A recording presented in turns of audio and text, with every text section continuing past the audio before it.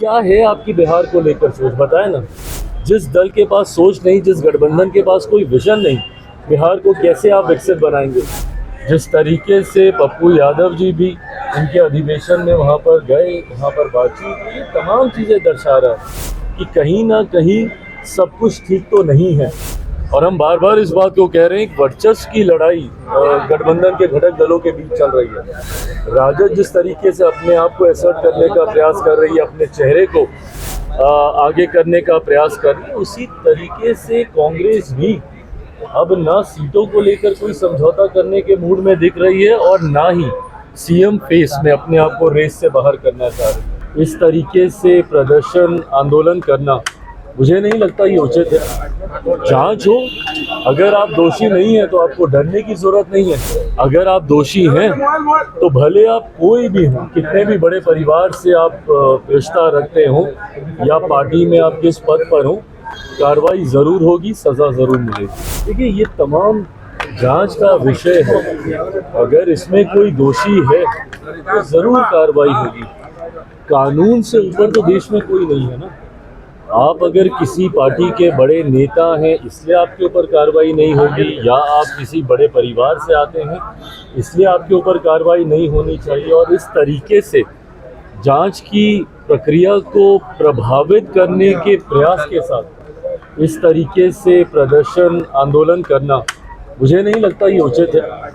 जांच हो, अगर आप दोषी नहीं हैं तो आपको डरने की जरूरत नहीं है। बट हाँ, अगर आप दोषी हैं तो भले आप कोई भी हो, कितने भी बड़े परिवार से आप रिश्ता रखते हो या पार्टी में आप किस पद पर हो, कार्रवाई जरूर होगी, सजा जरूर मिलेगी। सर, कल तेजस्वी यादव जो है कांग्रेस के राष्ट्रीय अध्यक्ष कल इंडिया अलायंस की बैठक होनी है, मुलाकात हुई, लेकिन कल सीटों को लेकर के नतीजे नहीं देखने को मिले, ना ही सीएम फेस को लेकर के।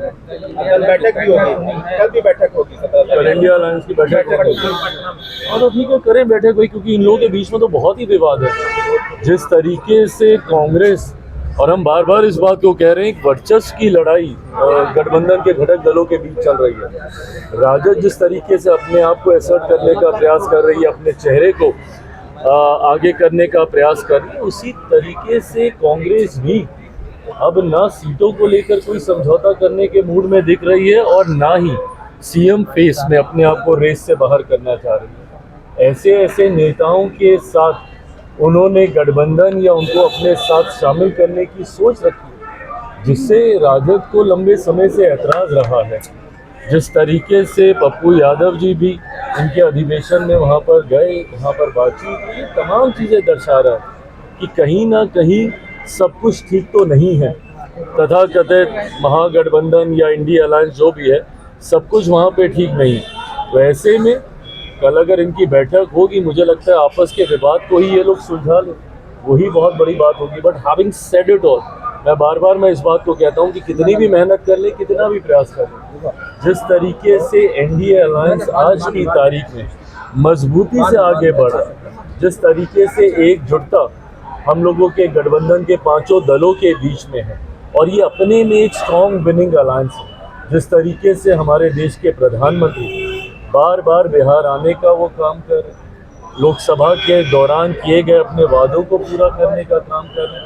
आदरणीय गृह मंत्री जी जब आते हैं, उस वक्त हम लोग एनडीए के पांचों दल एक साथ बैठते हैं। तो जहां एक तरफ हमारी ताकत एक बड़ी जीत की ओर हम लोगों को अग्रसर कर रही है, तो वहीं दूसरी तरफ बिखरा हुआ विपक्ष स्वयं अपने आप को तबाह करेगा कि आने वाले परिणामों में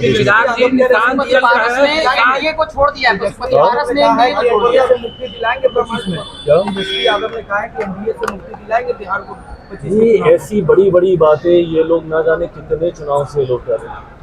लोकसभा के चुनाव में हर बार ये लोग ऐसे ही बड़े बड़े दावे करते हैं। क्या हुआ, कितनी सीटें जीत पाए ये लोग, कितने पे लड़े थे और कितनी जीते, ये भी ये लोग देख रहे हैं। तो ऐसे में बातें करने से नहीं होगा। है क्या आपके पास जनता के बीच लेकर जाने के लिए?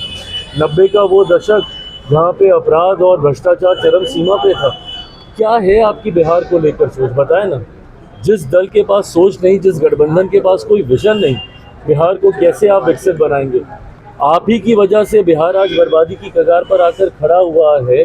ऐसे में जनता आपके ऊपर क्यों विश्वास करेगी? का वो दशक जहाँ पे अपराध और भ्रष्टाचार चरम सीमा पे था, क्या है आपकी बिहार को लेकर सोच, बताए ना। जिस दल के पास सोच नहीं, जिस गठबंधन के पास कोई विजन नहीं, बिहार को कैसे आप विकसित बनाएंगे। आप ही की वजह से बिहार आज बर्बादी की कगार पर आकर खड़ा हुआ है। ऐसे में जनता आपके ऊपर क्यों विश्वास करेगी, और जनता आपके ऊपर विश्वास नहीं करती, इसीलिए बार बार आपका गठबंधन राष्ट्रीय स्तर से लेके अलग अलग राज्यों में हार का उनको सामना करना पड़ता है।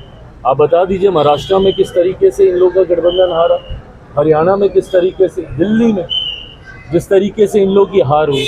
विपक्ष आज की तारीख में कम से कम जनता के बीच अपना विश्वास पूरी तरीके से खो चुका है। ये लोग अलग अलग विषयों को लेकर मुद्दा बनाते हैं, वक्त को लेकर दुनिया भर का ये लोग आंदोलन करने का काम करते हैं। जब ये विषय आता है, क्यों नहीं उनके कोई बड़ा नेता जाके सदन में बोलता है। जब ये वक्त की जब बात चल रही थी, राहुल गांधी जी, प्रियंका गांधी जी, इन लोगों ने तो बोलना तक जरूरी नहीं समझा।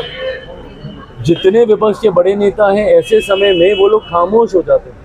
और तो और एलओपी होने के बावजूद राहुल जी मौजूद भी नहीं थे मोस्ट ऑफ द टाइम जब वहाँ पे डिस्कशन हो रहा था। तो ऐसे में आपके पास कोई विषय नहीं है, आप लोगों के पास कोई नीति नहीं है, कोई विजन नहीं है, तो जनता क्यों आपके ऊपर विश्वास करेगी। तो सिर्फ कहने से